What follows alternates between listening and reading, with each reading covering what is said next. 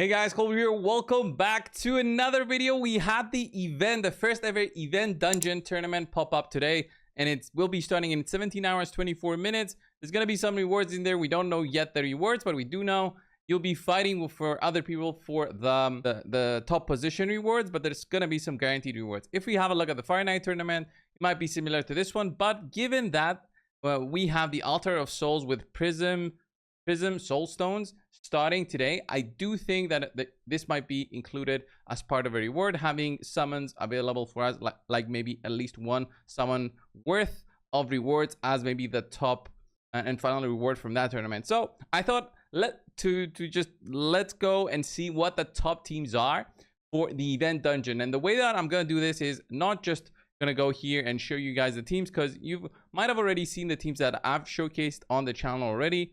You might be able to see them here, maybe teams of the week as well, with some crazy teams, all about the new tier. And then this one's the crazy feral team that could beat this one in about 2 seconds flat.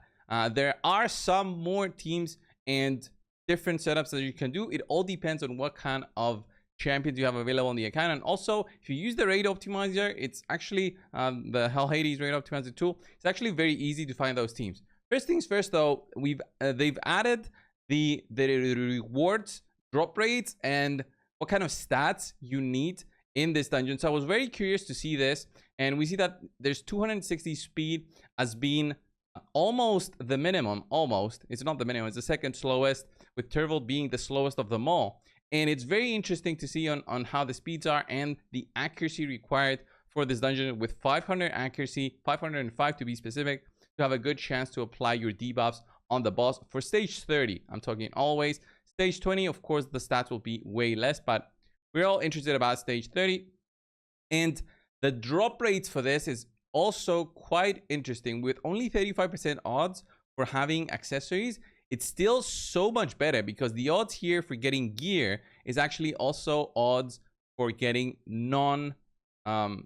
set related items. Well, the set that you're looking for, the pinpoint set. Okay, so when you get an accessory, it's always going to be pinpoint, so that's quite good, if I'm going to be honest. And there's a 1.6 and a 3.46% for mythical, pulling them up together to a 5%, similar to hard mode 10 on dungeons, on the other dungeons. Okay, so these are the odds. Very interesting that the odds here have remained the same for the shards. But what I want to see now is some of the teams. And what I did was I went ahead and jumped into the raid optimizer, and where you go here and select what kind of dungeons you want to see teams of. You can click here, find teams.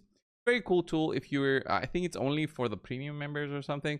But here, it only shows teams based on my account and my account only, and the champions I have available. So if you guys have other champions that I might not have, there might be even more teams available.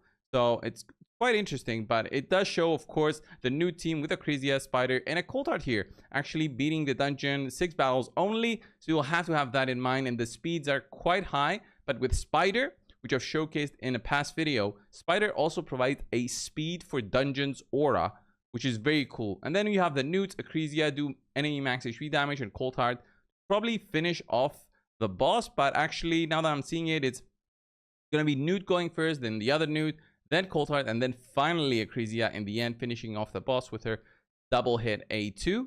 And then we also have a very cool team here with actually Padraig here, Saint Padraig being the one who uses probably the ally attack here to get everybody to go in there and kill off the boss. But what I'm guessing here is this one, the Acresia having the Execute Blessing, the one that just takes out the boss and can pretty much do 10% of the boss's health when you have a defense down and weaken, which was probably going to come from Dracomore for any other combo of champions. This team, I was very interested on this one, because I was like, okay, what is this team going to do with Cecilia and Theodore? Theodore going first. I was very curious on how this team actually works, because when I looked at it and I looked at the skill configuration, we have Theodore jumping in and using his HP burn use skill first. So I was like, what is this team even supposed to do? And then the flame eruption here coming through with Cecilia. So I was very curious on how this team works, especially on a 12-second clear. That might be very curious. I don't think this team is consistent at all, and with only 4 battles available, it's not going to be that great.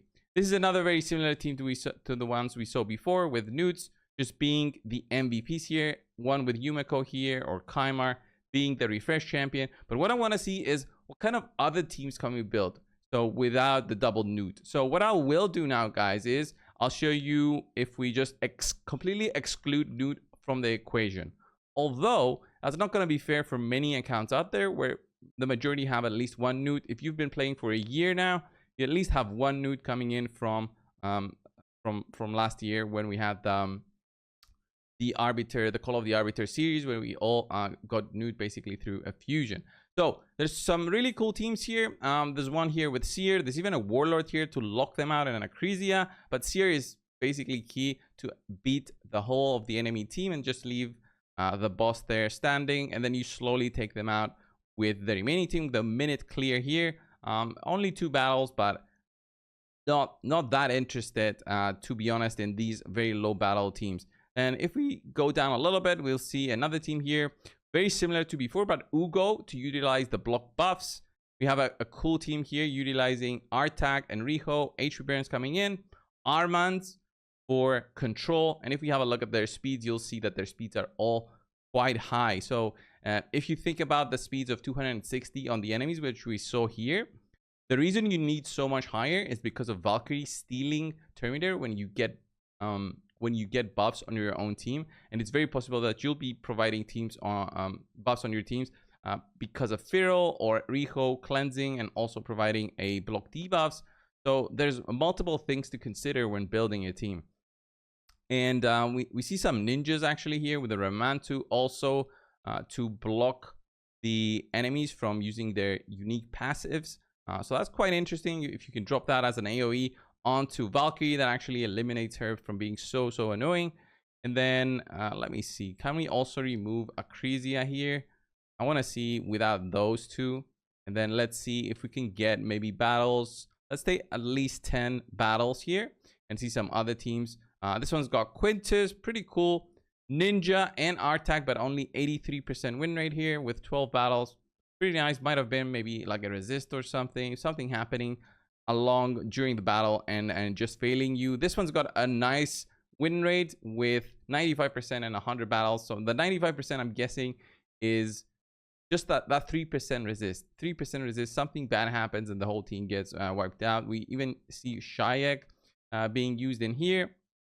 Seer is being the MVP, but I could also remove her and just to see on how that shows up. But I don't think I can remove more than 2 champions from the list here. Theodore here with Artak. Again, HP burn activations. We have a Trunda team here with Lady Mikage, but only 75% win rate. I wouldn't advise using such a low win rate because that's a lot of silver spent, energy spent to basically lose it on such a low win rate. But this one, Seer, Arbiter, Lydia, Mithrala. So basically 3 free champions, 1 fusion with Ugir, and then Seer to clear off the enemies there. Let's see if I remove Seer completely here and see what kind of teams we can maybe put together and utilize here. So without Seer, so Artak, Ninja, Geomancer team here is very cool. I think Geomancer is fantastic for all dungeons. I would say the HP brand is very nice. The only dungeon I would say he's not used anymore is hard mode 10 of the Spider, but I could still see him being used in some very specific teams with HP burns. But being the fact that you cannot apply HP burn on the boss, it's not gonna do much, is it? Maybe you can spread debuffs on the small spiders, but yeah, that's a completely missed kind of team. So lots of teams available. I can see HP burns being so nice on this one. Seer being fantastic. Enemy max HP. But overall, why should you be farming this set over any other set at the moment? I think once the tournament is up and live, you'll see whether it's worth it to spend the time to build the team for that one. If you have still not farmed this, there's still 8 weeks left of farming this dungeon, so it's not the end of the world. I would completely not stress myself over completing a tournament right now, or just using up all my energy right now to finish the dungeon. There's going to be a lot of time to farm it, and the pinpoint set is great, but there's still so many other sets that you might have on the account that are very good. Okay, the pinpoint set, I would say the accessories are very nice because of the accuracy that you can possibly get. Let me see if I have a few pieces. I do think I farmed a few so far.